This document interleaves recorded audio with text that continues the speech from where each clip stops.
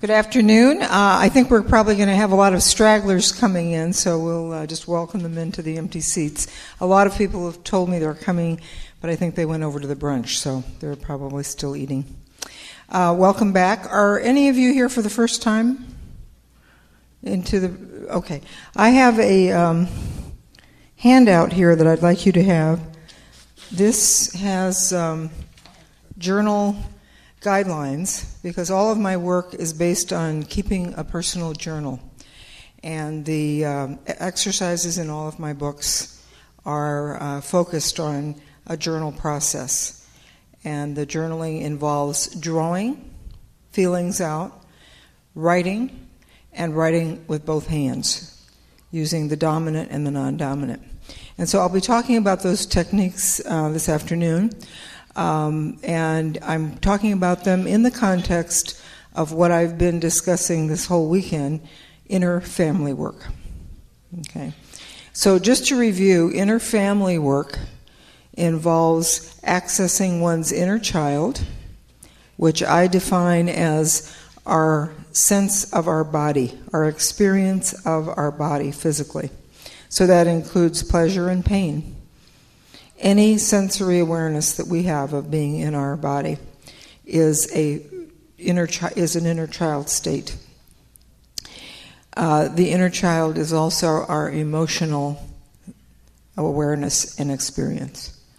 So whenever we're having an emotion, whether we're aware of it or not, that's our inner child. When we become aware of it, then we are engaging in conversation with the inner child. We're letting the inner child tell us that it feels sad or glad or depressed or joyful or whatever. The inner child also is the core of our creative self. There's no such thing as creativity without an active inner child. And the inner child is also the core of our spiritual sensibilities. The inner child in us knows that there is a spiritual realm, an invisible realm that we can have direct experience of. Okay. So those are the four really important definitions that I work with in inner family work. In addition to getting in touch with the inner child, in the body, in the emotions, in the creative expression, and in spirit, we need parents, because where there is a child, there must be parents. And in my system, there are four parents. There's a nurturing parent whose sole job is to nurture one's inner child. Not outside, but one's inner child. That's its sole purpose. And it is an energy. It's a subpersonality. It's an archetypal energy that we all carry. It's part of the human condition. And that part of us is the part that can really listen to the inner child's needs with compassion and no judgment. And it is responsible for making sure that the child gets those needs met. So if we need more rest, if we need healthier food, if we need walks in the park, if we need vacations, whatever it is we need to nurture the body, the emotions, the creativity, and the spirit, the nurturing parent is on the job when it is being brought in to the inner family. It's on the job to make sure that the inner child's needs are met. The protective parent is a totally different energy. It's a part of us. It's very impersonal, and it's the part that many of us use in business. Okay? And it's a part that's very unemotional. It doesn't get hooked into other people's emotions. And it is the true cure for codependence. Because if the nurturing parent keeps turning outward and taking care of everybody else's inner child, the protective parent, if it is taking care of our inner child, will step in and say, we need to set boundaries and limits. So the mantra of the protective parent is boundaries and limits on other people's demands, on other people's problems, on other people's inner child that is reaching out for us to take care of it. It is not our business to take care of somebody else's inner child. It's not our business. It is their business. They have their own inner family. They need to learn to take care of their own inner child. And codependence sets in when we rescue other people's inner child. Somebody gets upset, we run in and give them whatever they want. We don't want them to cry. We don't want them to be upset. We don't want them to be angry. And so we will give them whatever they want, just to pacify them. And that's the road to codependence. So the work that I do in inner family healing is really a healing method for codependence, but also for addiction. Because addiction is caused by our trying to shut the inner child up. If we don't want to feel our body, and if we don't want to feel our feelings, we will narcotize the inner child. We'll give it drugs, we'll give it alcohol, we'll give it whatever addiction we can grab onto to keep it quiet. And then, of course, after we've engaged in our addiction, the child is even louder. And worse than that, the inner critic, who is the third parent, really steps in and does a number on us. The critical parent is the part of us that gets tape recorded in our brain by our outside environment. And when we are verbally abused, physically abused in any way, the inner critic is learning the message that we are open to being abused, and it continues to abuse us even after the abuser is gone. So it will tell us some of the same things the abuser told us, that we're no good, that we're worthless and we deserve what we're getting. And even if that isn't spoken, the behavior says it. So even if the abuser isn't saying anything like that, the actual physical abuse is sending the message that you're worthless, you deserve this, and you're nothing. You don't count. And so the inner critic learns that from behavior and from words, and it carries that on throughout our lives, the critical parent. So that's the third parent. The fourth parent is our higher power. And the higher power belongs to us. It's not up there in the sky somewhere. It's not an old white man with a long beard. It is our divine self. Okay? It's our inheritance as spiritual beings. And that power exists within us. Doesn't belong to anybody else. We each have it. And so that higher power is our inner wisdom. It's an eternal voice of wisdom and consolation and strength. And we have that available to us at all times. The tools that I use in my method give us direct access to all of those inner parents and the inner child. But it also helps us to disidentify from any one of them. I am not my inner child, I am not my protective parent, nor my nurturing parent, nor my critical parent. I am none of those. I am way more than any of that. Way more. But I have an administrative self, a core self, whose job it is to make decisions in my life based on the needs of my inner child. And all of my other needs as well. There's lots more subpersonalities than just this inner family, but I've boiled it down to that because I feel that's the core. And that's the work we need to do on ourselves, and when we do that work on ourselves, we heal our relationships with others. Now, I'm going to talk today about our relationships with others in relation to this inner family work. The tools I use for inner family work have to do with working on oneself, not trying to change anybody else, not trying to fix anybody else, but working on our relationship with our own inner family. So how am I treating my inner child today? And this is not about the inner child of the past. This is about my body today, my emotions today, my creativity today, and my connection with spirit today, my soul today. It's not about what happened to me when I was a kid, teenager, any other time. It's about right now. In my book, Recovery of Your Inner Child, which is my inner family guidebook, I don't get to healing the wounds of the past until way late in the book. Because unless you're dealing with your inner family today, your body today, your emotions today, you're not ready to look back into the past. Because if you go back into the past and you haven't developed a strong inner family today, on a daily practice, listening to and taking care of your inner family, if you go back to the past, your inner critic will come in and absolutely blast you out of the water. If you go back and uncover early memories and early experiences of trauma, your inner critic will just come in and wipe you out. And it'll say, well, this just proves that you're no good. Look at what happened to you. Look what they did to you. They would only do that to you if you were useless and hopeless and if you were a mess. And the critic just pounces on you all over again.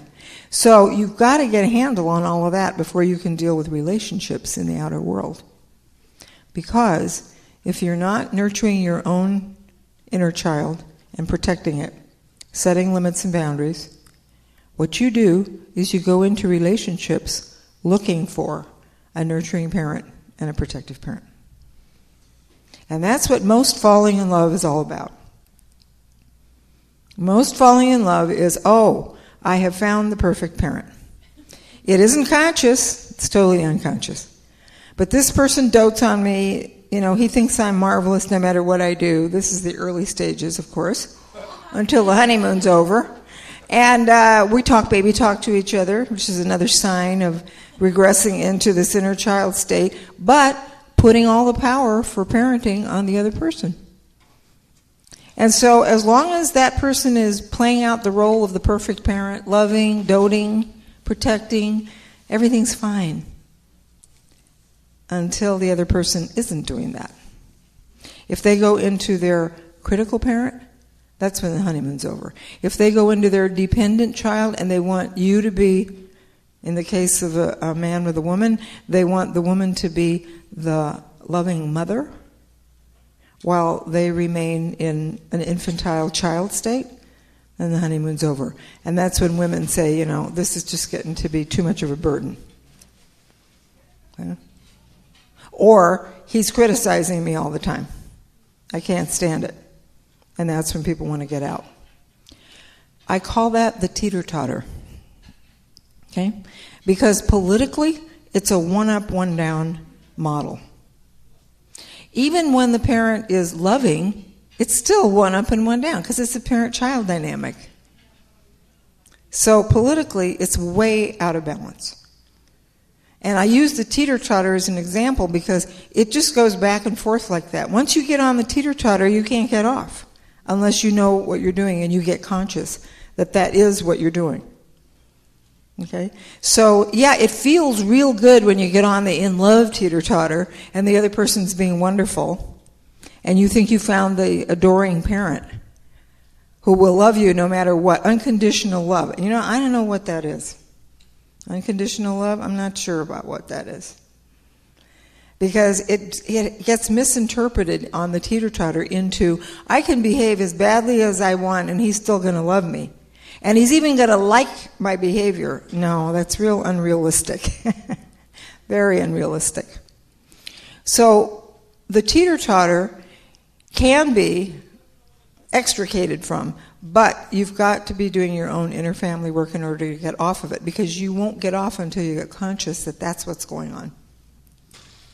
The teeter-totter leads to domestic abuse between a couple.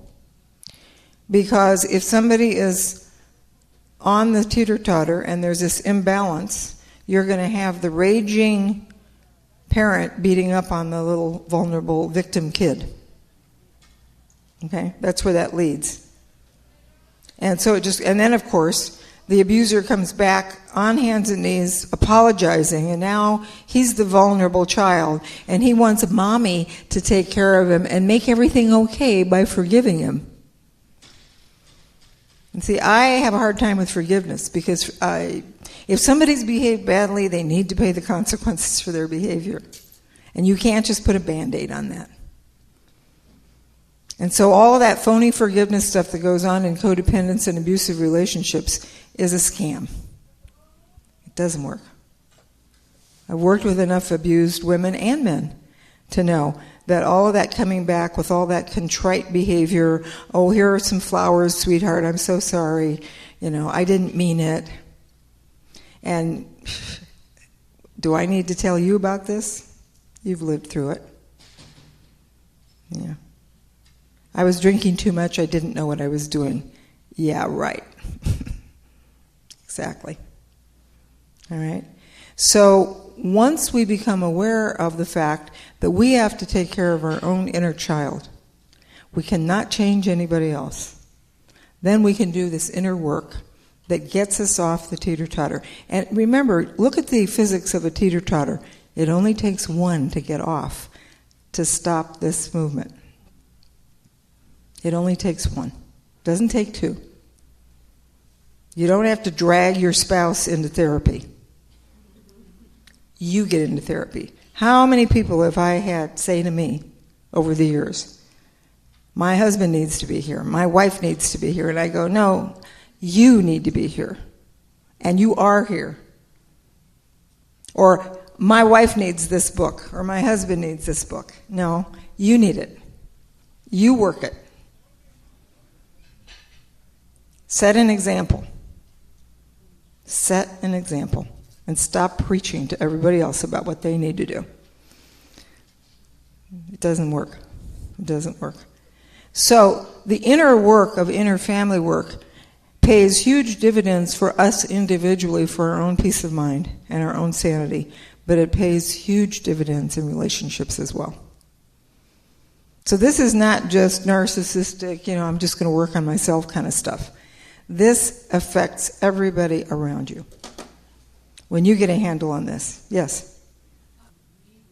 I strongly believe that I think every child in this country should be given a journal.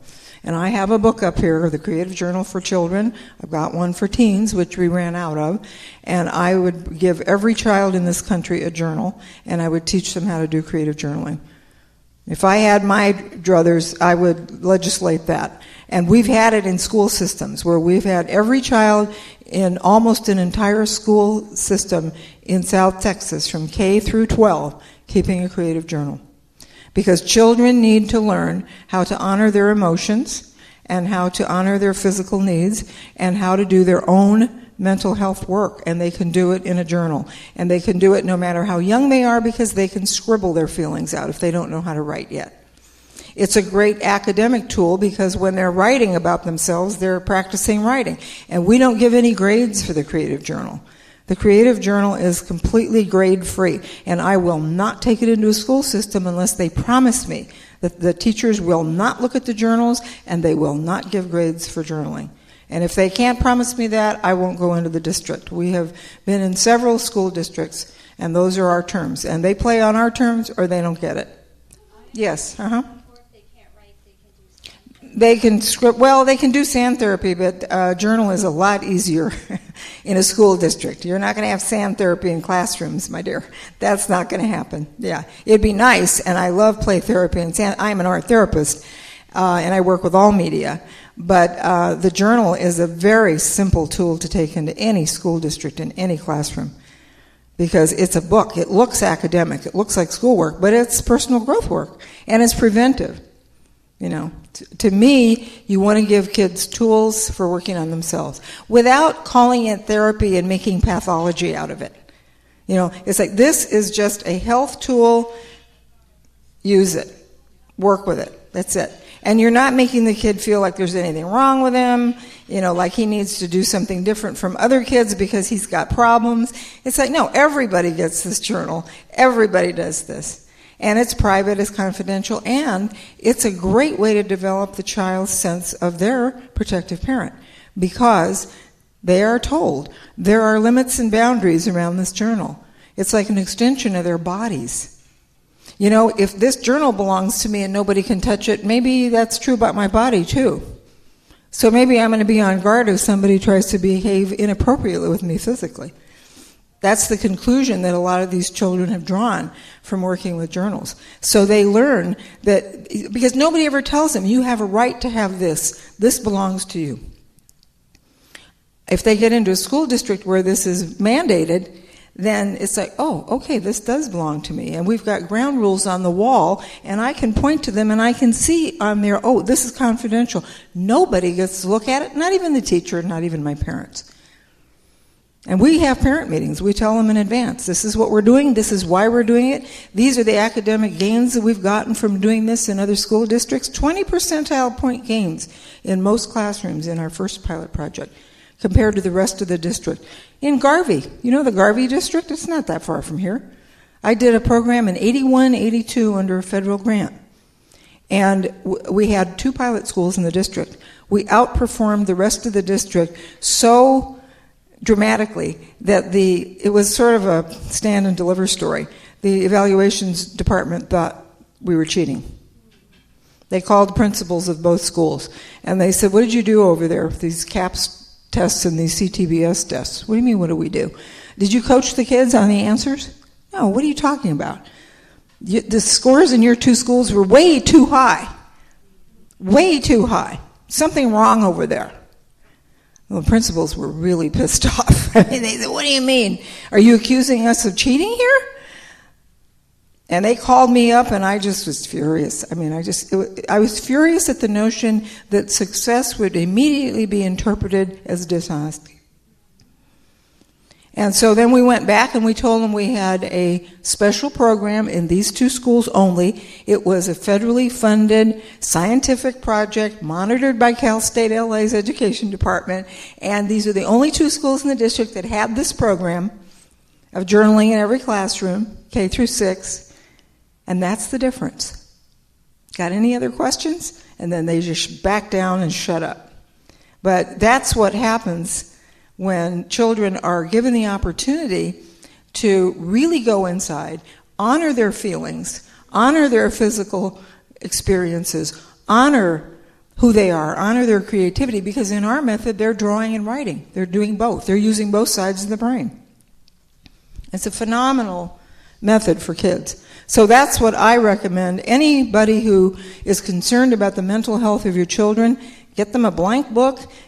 Depending on their age level, get them the Creative Journal for Children or the one for teens. The one for children is written to adults working with kids.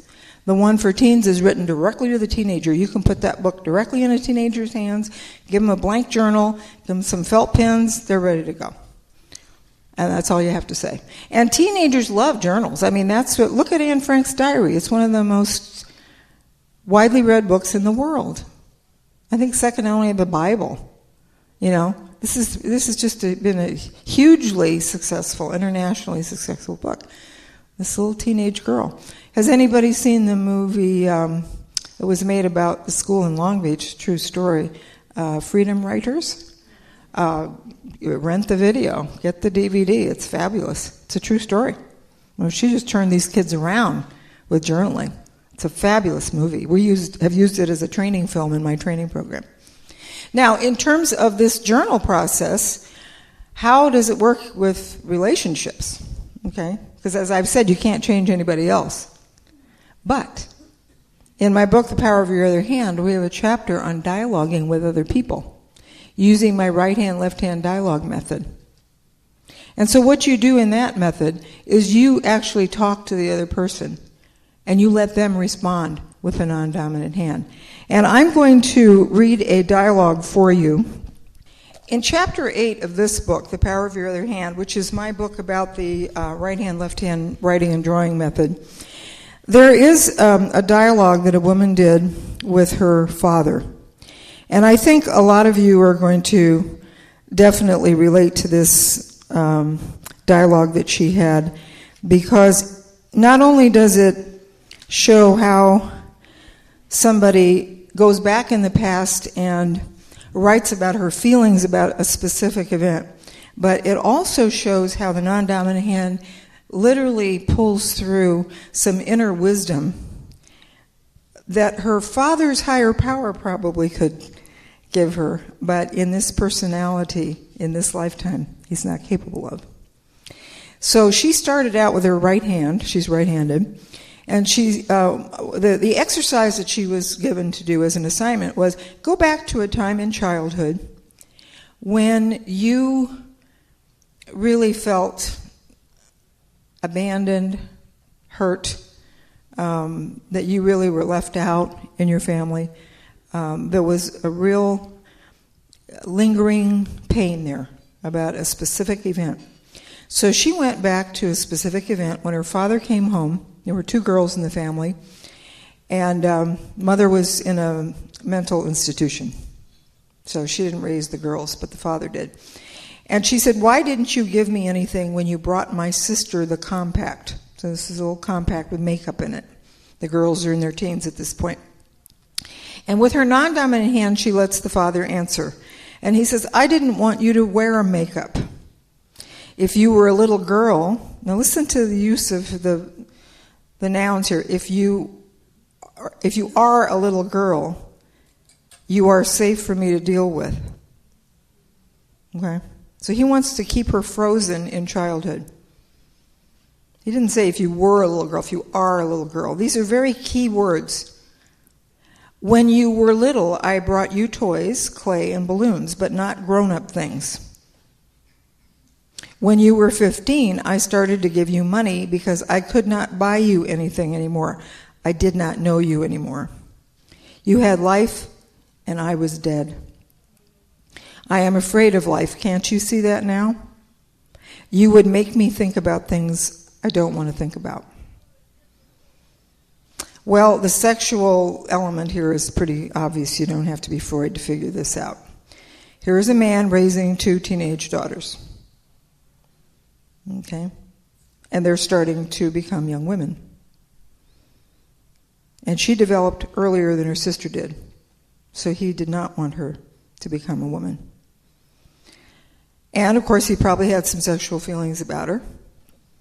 And if she didn't wear makeup and she stayed a little girl, then he didn't have to deal with his sexual feelings. So he says, you made me think about things I didn't want to think about. And she said, what sort of things? And with her non-dominant hand, he says, I hated my life, but I could not debate it. I was too weak. I did not dare want anything except what I was supposed to want.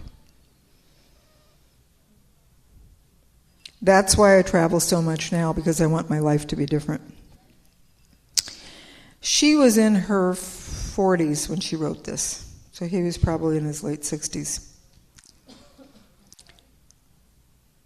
And she says, didn't you know how much you were hurting me? And he said, I didn't want to see you. I could not do anything to make you real to me. And then she says, yet you resented me. You threw my things on the floor. You embarrassed me in front of your friends. You refused to see my needs. My sister was so obviously your favorite that even your own friends remarked on it. He says, I told myself you didn't need me. Now here's the case of a reverse role. If a parent says the child doesn't need them, then he's being the child. Because in the order of things, children are supposed to be able to need their parents. But he didn't want her to need him. So that reverses the roles. And you all know about that. And that's out of the natural order of things. It's not supposed to be that way. So I told myself you didn't need me. You seemed so ready to grasp life. I was afraid of you. I wanted my peace and comfort, and I didn't want you interfering with it. If you didn't wear makeup or bother me, meaning arouse me sexually, if you didn't wear makeup or bother me, I could pretend you didn't exist. So what kind of a message is that to a young girl? She's becoming a young woman, she's developing, and her father suddenly just shuts her out, ignores her. She doesn't exist anymore. And she says, but I do exist, and I'm carrying around a lot of extra weight that I don't want. You always wanted to cover me up, so I did it for you. So she gained weight. I know we will never have a true loving relationship. You're a poor, pathetic, lonely old man who even now won't talk about feelings. I got gypped. This is not what a father should be. And yet, I'm somewhat sorry for you because you've alienated almost everyone who tried to care about you. I don't want you to have any more power over me. Our aunt told me she begged you to get a housekeeper for us, and you wouldn't. You have never been able to see anyone else's need. So at this point, she's venting. She's just letting him have it. But He's not sitting there in person. This is all in her journal. He says, if I got a housekeeper, I'd have to admit I had no wife.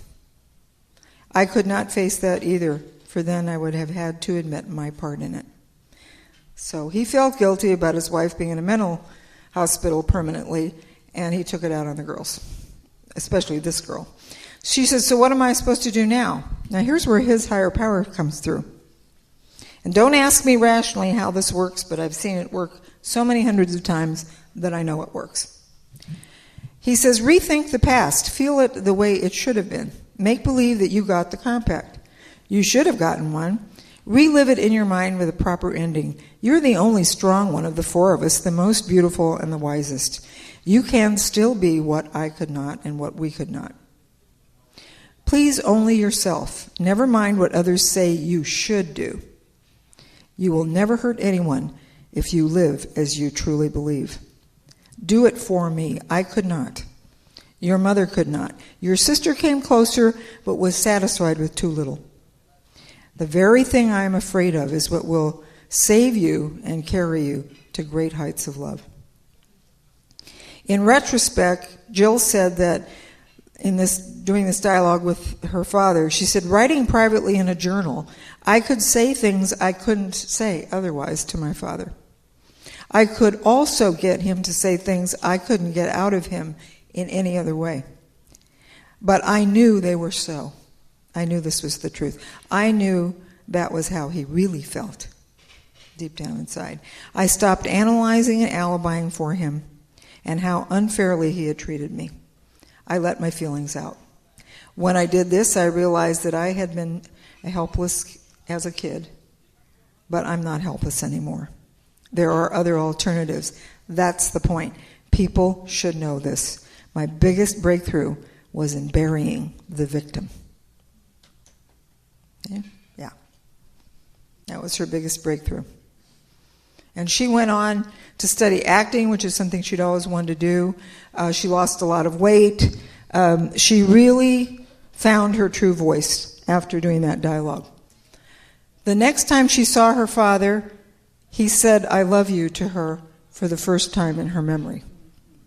All right? She never showed him the journal work. He knew nothing about it. Not at the conscious level. It is my belief that at the unconscious level, on the other hand, there is a communication that happens at the higher power level. And I can't give you a scientific explanation for it, but I can, if you want to call science observation, then I can say, flat out, 35 years of observation of clients and students and my own dialogues has shown me that there is a form of communication that happens at the higher power level that has nothing to do with any direct confrontation. Another example that's in the book is one that I experienced. I was teaching in the Garvey district, the program I told you about earlier. I was training teachers to do journaling in those 2 pilot schools. And we had a teacher in there who was just acting like a teenager. She'd come in to staff workshops, she'd sit in the back of the room and giggle and be very disruptive. And I had to treat her like a teenager, and I just had to say, if you're going to stay in the room, I'm going to need you to be quiet. If you want to talk, you need to leave. And she was just really, a bothersome member of the staff. And all of my arts team who came in to train had trouble with her. She did the same thing with all of them. So around Christmas time, we started the program in the fall, and around Christmas time, I went home and I was just going, what am I going to do with this chick? She's driving us all crazy. Do I need to go to the program director who works for the district? Do I need to go to Cal State LA to the people who are monitoring the program? What am I going to do with this one? Because I was getting complaints from my team. They were just saying, do something with her. You're in charge, help. So I went home and I practiced my own medicine. I sat down with my journal and I did a dialogue with her. And I started out by venting. And this is a really good exercise to do. I just started out venting with my dominant hand. I called her all kinds of names and told her what a pain in the you-know-what she was, and I just went on and on. And then I put the pen in my non-dominant hand. And the minute I started writing, I saw her face, and she looked really frightened. And her voice said, "I'm really scared. You're asking me to teach in a method I've never used before. And I'm afraid I'm going to make a mistake, and I'm going to look stupid. And I'm afraid." And I just had a total melting of my heart when I realized, oh, all that behavior. I mean, I know theoretically as a psychologist that people cover up fear with a lot of obnoxious behavior. I know that theoretically, but it hadn't sunk in yet until I did that journaling. And when I saw her face with that fear and I felt that energy from her, something shifted. I went back to the school where she was teaching right after the Christmas holidays. I walked up the front walkway of the school. Her second grade class overlooked the front of the school. She came running out into the hall. And this was the first time she ever invited me into her classroom, because all the other teachers had invited me in to help support them in implementing this program. She was the only one that didn't. And it was voluntary, so, my attitude was hands off. If she doesn't want us in there, we're not going in there. She came running out, invited me in. She said, "We're doing journaling. I would love for you to sit and observe the kids sharing." I was in shock. I walked into the classroom. I sat down. She has these second graders, and this is a district that's almost all Asian and Hispanic, 1981, loaded with like Cambodian kids who have come over in boats, where they've been in boats with dead bodies because of a belief about not throwing them over into the water. Hispanic kids that have come from Mexico, Central and South America under great hardship. These kids have been through a lot of trauma. They started sharing, and she had kids in there who were sharing journals about how their villages had been burned down and houses with flames coming out. All this kind of stuff was going on in this sharing. And of course I was in tears when it was all over. And I went up to her and I said, "That's the most beautiful journal sharing group I've ever been privileged to witness. And I thank you." And she said, "Well, I went to Palisades High School." I said, "Oh, interesting. I live in the Palisades." She said, "Well, we kept journals when I was in high school." And I was thinking about it, and I realized how valuable it had been. And so I decided to really give this a try. And that was the result she got. So the whole relationship turned around. Not only did she stop being an enemy, she became an ally. Because I asked her, I said, "Well, when people from the county come to observe what we're doing here," because word's getting around about all this arts program we've got integrated into academia here, and that there's a buzz out there and they want to see what we're doing. I said, "Would you mind if I brought some people to observe your classroom?" "Oh, no, not at all," she says. I almost fell over. I was just like, whoa. And when I told my staff, and I told them what I had done in my journal, because they knew about my journal work, all of them had studied with me, they were just like, jumping up and down. They said, "This is great, wonderful," They just thought it was fabulous. But I never confronted her. I never made an enemy out of her. I never stood in front of her and said, "You know what? You're just trouble now, just cut it out." I never went to the principals. I never went to the superintendent. I never went to the project director. I didn't go to a higher authority in the system. I went to a higher authority in myself. I dealt with it internally. And that's how this work works. Because everything outside is a reflection of what's going on inside anyway. And of course, what we have inside is a reflection of what we grew up with. And if we want to change that, we can't change what it was out there that got imprinted in here. But we can sure do some changing inside. And when this changes, the stuff outside starts to change. Because our relationship with it changes. We see it differently. We see it through different eyes. One of my spiritual teachers, Swami Muktananda, used to say, if you don't like the world you see, change the prescription on your glasses. That means do some work inside. And that will change the outside world. And it's not about denial. It's not about, let's put rose-colored glasses on and pretend it's not there. No. It's about do some work on yourself. Start changing your perception of things. And things will change in the outside world. And at this particular time, I think it is more important than ever that we really, really get this message. That we stop this adversarial attitude. And I know, as the adult child of a compulsive gambler who was also bipolar, also, in and out of mental hospitals, I know that it's real easy to vilify our parents.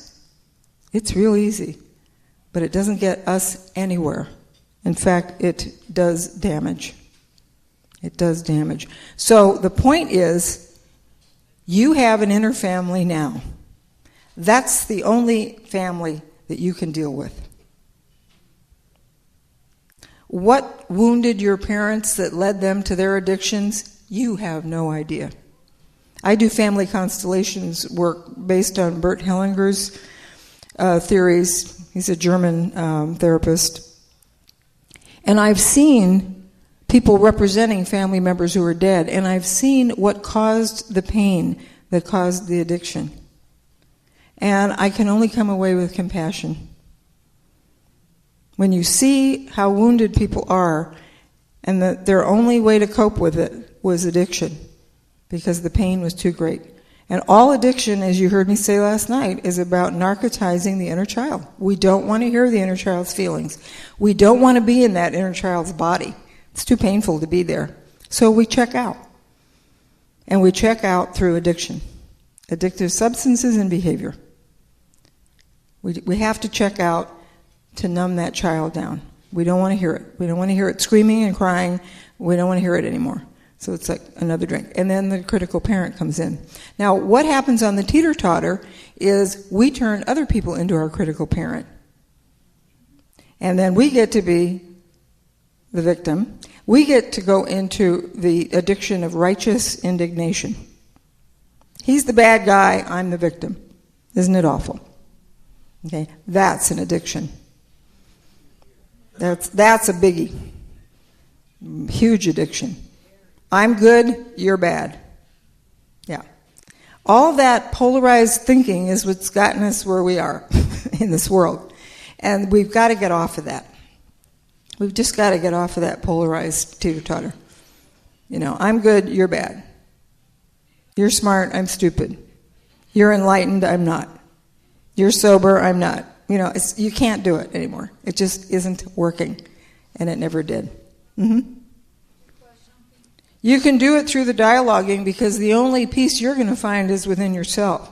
And you can tell him, I miss you, I hate you, I resent you, I wish that so and such had happened. You can vent all of that with your dominant hand, and then let him respond with your non-dominant hand. And as I said, I can't give you a little left brain formula on why this works. I can only tell you, and this is what scientists do. They do something over and over and they watch. Do you get the same results every time? Yes, yes, yes. We get the same results just about every time we do this exercise. Marcia, my associate here, will tell you, we do this work a lot with people from all over the world. We're training professionals to do it all over the world, and we get the same results. So that's pretty scientific. You take that same replicable exercise out of the book and you assign it to a whole bunch of people and you see what happens. And all I can tell you is that's what happens. People come to terms with stuff that they couldn't resolve. They feel more peace inside. They feel that there has been something has been just somehow eliminated from their life as like the pain in the side, thorn in the side. That's the kind of feedback I get from these exercises. Yes, I need to let somebody else ask. Which book is the same as the other hand? The Power of Your Other Hand is the book that has, chapter 8, has a chapter about relationships and doing these exercises in the context of relationship. And in fact, that's a very good introductory book to my work because it has chapters applying that dialogue method to everything: health, spirituality, relationships, inner child, etc. Creativity, breaking through blocks, so on and so forth. Yes, in the back? Well, there's another way to look at it, though. They did the best they could. What they did wounded me. I'm not going to erase that. And I'm responsible for my own healing, and I can heal. It's like, yes, we can. Yes, we can heal. Because if you get into the trap of the damage was so great that it's beyond me healing it, then you really re-abuse yourself. And I know we can heal ourselves because I've done it, and I have seen hundreds of people do it with this method. That's why I've dedicated my life to this. Because people get out of depression when they do my work. They get out of victim, they get out of helplessness, and they realize, well, you know, that was their burden, and I don't want to carry my parents' burden anymore. That's why I have a big question mark around it, rush to forgiveness. Because forgiveness is like a Band-Aid. Oh yeah, I'll forgive you and then everything will be all right. Or if somebody comes to you and says, will you forgive me after they've treated you really badly, it's like, I don't think so. Because it's not about that. It's not about me forgiving you. It's about you did what you did, and I'll acknowledge that. You're acknowledging it, and that's all we need to do. We need to acknowledge that it happened. We need to acknowledge it, and that's all. And it doesn't need to go beyond that, except acknowledging that they were so wounded that they could not be there for you. And it's all on a grade, it's a scale. Because it's the human condition that we're talking about. All right? Everybody has had problems with their parents. Everybody feels their parents let them down in one way or another. I have never met anybody who can't say, oh, well, this is what my parent did or didn't do. But that's the human condition. Let's stop pathologizing that. Okay? Because everybody's got a reason to be resentful toward their parents. Because we put our parents in an impossible situation. We put them in the role of God, and we want them to be perfect, and they're not. And we do that with our leaders. We do it with everybody. We want somebody else to be the good parent. So what I'm saying to you is if you will become your own good parent, you're responsible for that, and that is well within your realm of capability and power. And when you take responsibility for who you are today, how you're treating yourself today, every minute from today forward, how am I treating my body? And am I eating healthy food? Am I getting enough rest? Am I getting enough recreation? Am I doing work that's creative, that really feeds me more than financially, but feeds my soul? Am I doing all those things? Because that's the only thing I'm responsible for right now. And when I do that, I touch other people's lives in a very different way. I have an impact on other people's lives. And when I reach out to help other people, the way I do in my work, if I do it from a full cup, where my inner child is being fed, I'm sending a very different message than if I were all worn out and I were codependent and not taking care of my inner child. Because I'll tell you, the biggest offenders that I come across in terms of not doing their inner child work are therapists who are worn out, overworked, seeing too many clients. I know because they come to me, and I'm not saying this about all therapists, but I get a huge percentage of therapists who come to my trainings, come to my workshops, who are a wreck. They're a wreck because they're doing too much. In their schooling, nobody ever said, oh, you know what, by the way, you should be taking care of yourself. No, it's all about book learning about taking care of everybody else. Nurses are another group. We do a lot of work in hospitals and with nurses and people in the medical profession. They're a wreck. They're overworked. Teachers, overworked. They're giving all this stuff out, but nobody ever said, oh, what about your inner child? Whatever happened to that? What about your body? What about your emotions? Are you paying attention to that? No, they don't think they have a right to. because their profession has trained them to be codependent. And so that's where they're stuck. What kind of a lesson are we teaching our children? What kind of a message is that for sick people in hospitals if the nursing staff is burned out?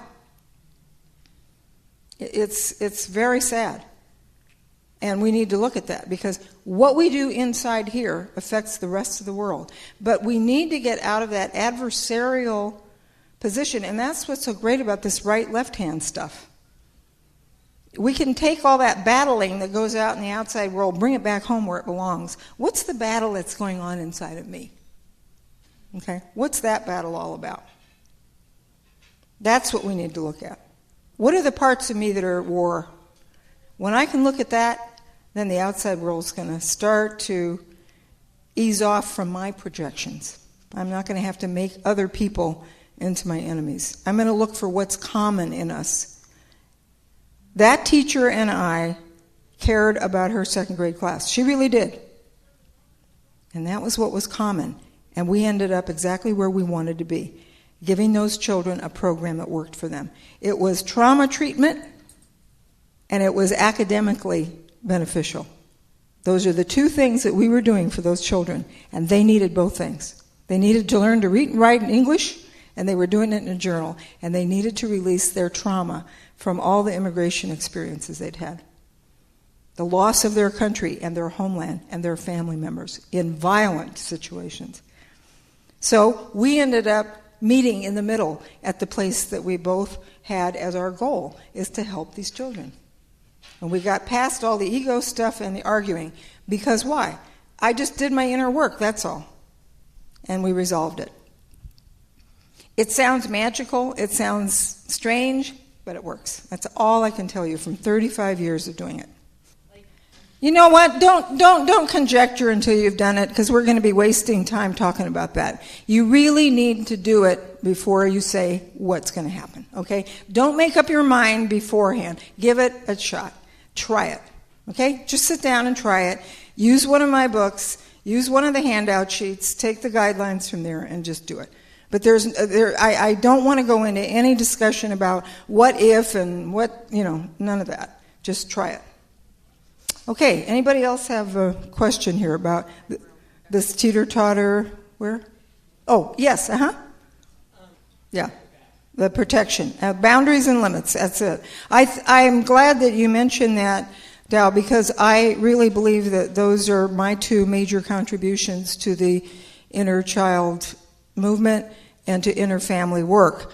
And that's why I call it inner family work anymore. I don't call it inner child work, because the protective parent and learning how to deal with the critical parent through the brat is essential to my work. That's what makes the difference. That's what pushes people through depression and that sort of thing. I would like to introduce a woman who took my training program, who's from Southern California, Elizabeth Preston, and she took the training and has a long history in 12-step programs, has been through the mill in relationships, is in a really good one now, her husband's with her, and has also done visioning using one of my books to really create the life she wanted. And so I asked her to come today and just share a little bit with you. Thank you. I'm Elizabeth Preston, and it's really a privilege to be here. The two women here, Marcia Nelson and Lucia, have had an extremely dramatic impact on my life. Just so that we have kind of a qualifying, I am not a child of just one alcoholic. Both of my parents were alcoholic. I can remember at a very early age lying in bed praying and say, "Dear God, please make my parents well." It didn't happen. I can remember sitting on the floor in front of the bathroom door and just hoping against hope that my mother would come out of the bathroom alive, because she went in, she was threatening to take her life. And I remember sitting on that floor feeling so terribly alone. And as it turned out, 15 years later, I got a telephone call from my father saying that, in fact, my older brother had done the follow-through. He had committed suicide in the bathroom, just as my mother had threatened she would. It wasn't until many years I spent a lot of time being alone in a crowd. I always needed an entourage around. I see some hands and heads going up and down. I felt that if I had people, if I had houses, if I had education, I had dropped out of school when I was a sophomore in college. I tried a lot of different things. None of them really worked. And then finally, in 1989, I was in Chicago, Illinois. I was trying to finish up a master's degree at age 52. It had taken me that long to finally get my act together so that perhaps I could be educated. That would be the thing. And I remember being in tears, and a friend invited me. She said, I'm going to go to this meeting. They call it ACA. Maybe that might be a place that you'd like to go. So in 1989, I walked into the rooms of ACOA, which is very often now called ACA. I remember crying through the entire meeting because so many things were being said that related to my aloneness. And what happened after that, this is kind of a funny thing. I needed one last course in my master's degree, and they said that I could take a 1 hour that was called, What About Us, Children of Alcoholics? And I thought, that's it. That's a course I'll take. I walked in. I let my hair down completely. I told them my life story, which I think sometimes we ACA have gotten into the habit of doing because it's our qualifying. And you know what? I looked around and found out every one of them was a therapist, and they were trying to study what ACAs were doing. I can't tell you how embarrassed I was.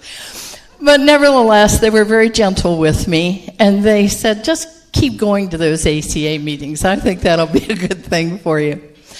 Well, I did, and things did get better.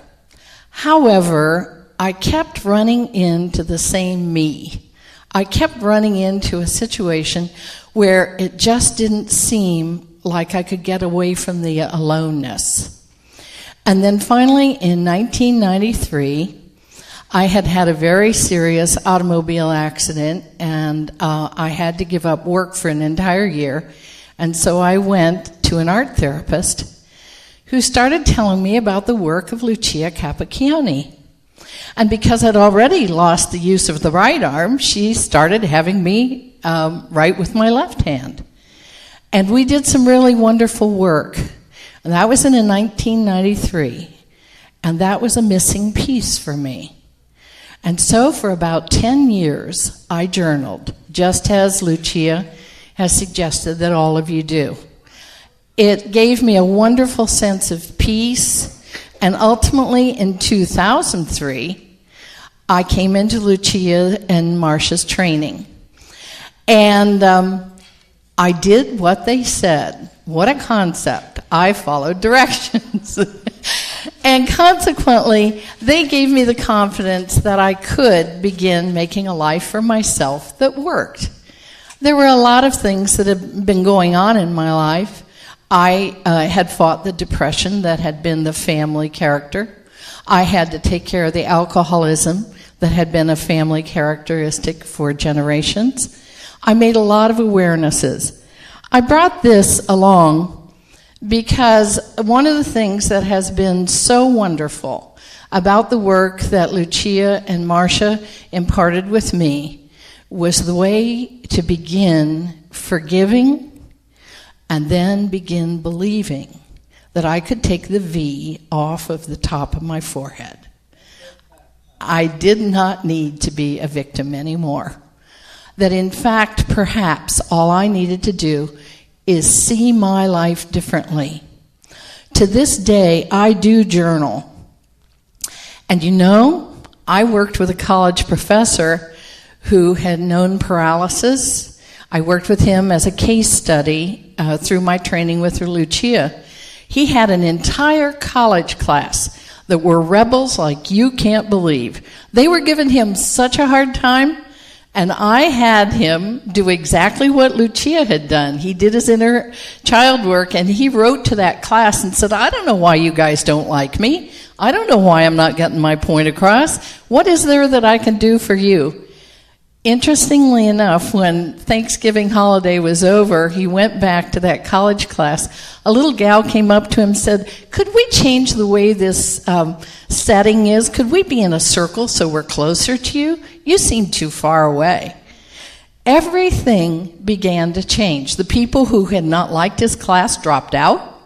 The people who wanted to be there were, and they all got to do what they needed to do. And I guess that is really, if I can impart anything to you at all, it is that we have the power of the other hand. I now have a life that works for me. I shed the trappings of a large home. I live in a little cabin up at Mount Baldy. I'm in nature. I don't need the things that I thought I needed. But as you look at this carefully, you'll see that my children are in this collage.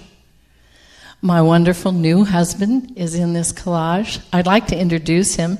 His name is Rob Preston, and Rob and I have been married now for a little more than 2 years, and we just went through a very difficult period. He had to have a quadruple bypass. Very scary business. But we have each other, and we have a life that works. And I attribute it to the work of Lucia, to the supervision and support that I've watched Marcia give Lucia, because they're wonderful partners together. And they touch hundreds of people's lives. And Rob and I are now able to do many things together. We have joy together. I have a work that really touches me because I'm able to work with cancer victims who've just been diagnosed, and I teach them the power of the other hand. So thank you for letting me be here this afternoon. I really appreciate it. Thank you. These are the kinds of stories that I see all the time, and it makes my life absolutely joyful. And of course, my partnership with Marcia has been incredible. We have never had an argument. We're in business together, we've traveled together, and we have never argued about anything. We just don't. We do our own work, and we'd never get on a teeter-totter with each other. It just has never happened.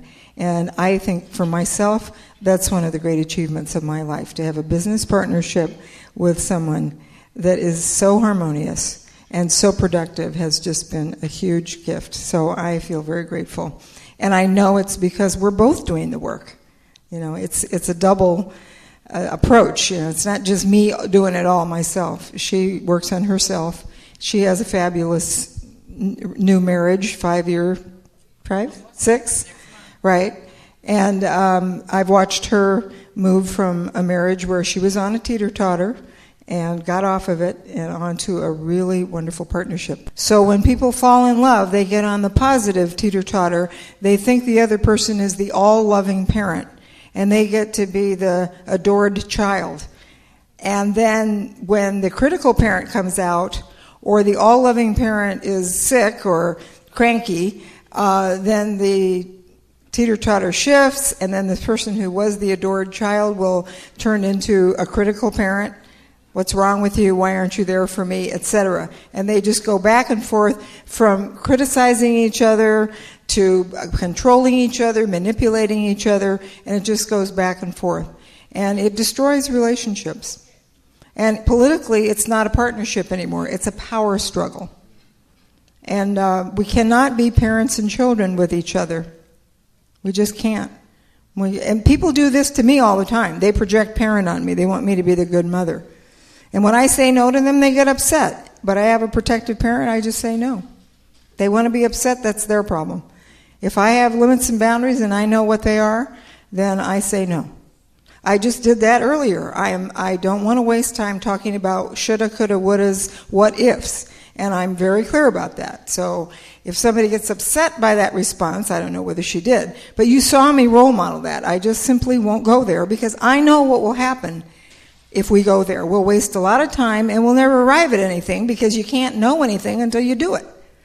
So that's all left brain stuff, And I know where it comes from because I do it too. Well, what if so and such happens?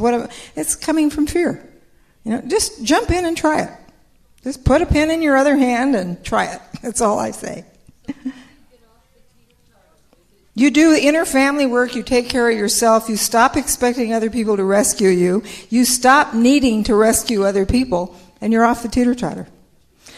You stop needing to control others. You control your own life and stop trying to control others. It's as simple as that.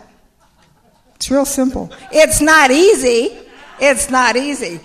But it's simple. It's a very simple concept. And when I get feedback from my people that I've trained, they always say, I just think of that teeter-totter. I see the teeter-totter in my mind. Oh, things are not working in this relationship. Oh, I must be on the teeter-totter. Okay, how am I going to get off of it? Sit down, get out the journal, start dialoguing with it. No, I'm working on a book on that now. Yeah, on the teeter-totter. Yeah, I'm working on a book on that now.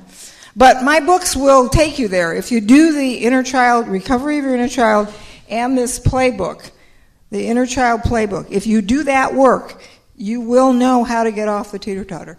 And if you do the power of your other hand, and especially chapter 8, the exercises in there will get you off the teeter-totter.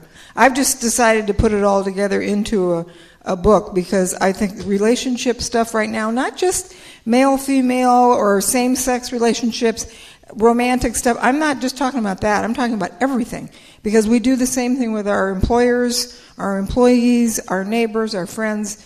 We do it all over the place. The politics just doesn't work. Power politics in relationships doesn't work. Where somebody's more powerful than the other. It just doesn't work. That's a parent-child dynamic. And we need to get off of that. This, and this. Mm-hmm. Thank you. And I didn't pay her to say that. Okay. Yeah, right. I wanted to open the floor for anybody to share any highlights of this conference for you, and certainly any highlights of the work you've done with me. Yes? That's what I call either the New Age or the recovery perfectionist. It's part of the inner critic, and it will push you and push you and push you with shoulds. It's all sugar-coated because it says that it's for your best interest because it's more growth and it's more tools and it's more workshops and it's more therapy. But it really is an adjunct. It's an ally of the inner critic, the critical parent, that will drive you crazy and make you think you're not enough and you don't have enough and you don't know enough. And it'll drive you crazy. So when you got into that, protective parent is the one that says, is this in my best interest? Is this really in my best interest? Who is the my we're talking about? The inner child. Is this in my inner child's best interest? My physical needs, my emotional needs. You nailed it. You got it. I mean, that's quick learning. You got it. And if you continue asking yourself that question, your protective parent is going to stay in place taking care of that child.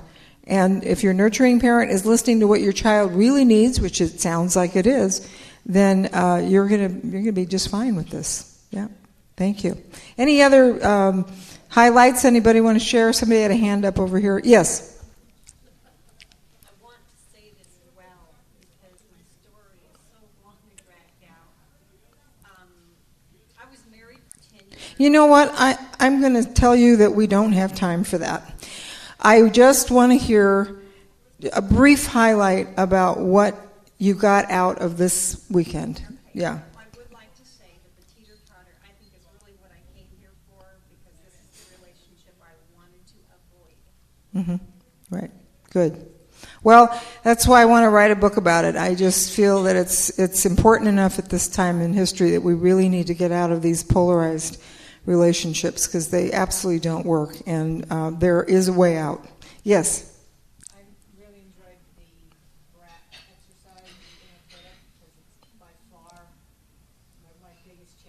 Mm-hmm. A lot of it's mental, but by writing it, it really put it concrete. Right. And it was probably the most productive use. Like I don't know how to express my anger, Mm-hmm. and that was the most healthy expression of anger. Right. As long as I can remember. And also for expressing anger, my book, The Art of Emotional Healing, which in paperback was called Living with Feeling. We had hardback, we have those here.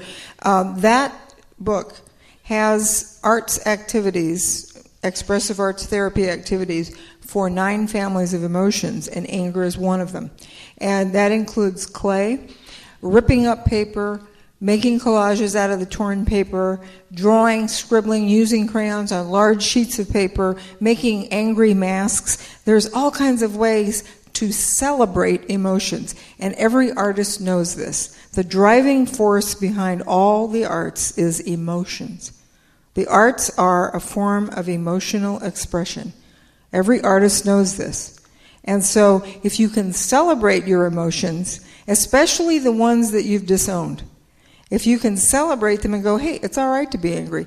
You know what? I'm going to do an angry dance. You know what? I'm going to make an angry mask. I'm going to get a big paper bag, and I'm going to make a big mask on it with fangs and teeth and, scary eyes, and just play it out. Because when we deny those emotions, that's when they backfire. And I'm thrilled to hear that you got that out of the inner brat work, because the inner brat work is a key in breaking through in this work. And that gets a lot of people out of depression. I've seen a lot of people move through depression with that exercise. Just letting the inner brat out. Stop stuffing it, let it out. But do it in a safe way, and that's the key. You said it. A safe place to let the anger out. Not at somebody else, not through road rage, and not at yourself, because the anger is going to either be turned out or in. Emotions only have 2 places to go, out or in. We're going to act them out, or we're going to act them in, or we're going to express them through some creative form that's safe. And that's what we're doing here. Great. One more sharing, and then I think we're going to wrap this up. I have not looked at my watch. I'm totally in my right brain. I don't know what time it is, so yeah. Yes? Where would you start? As an ACA person, what book would I start with? Recovery of Your Inner Child.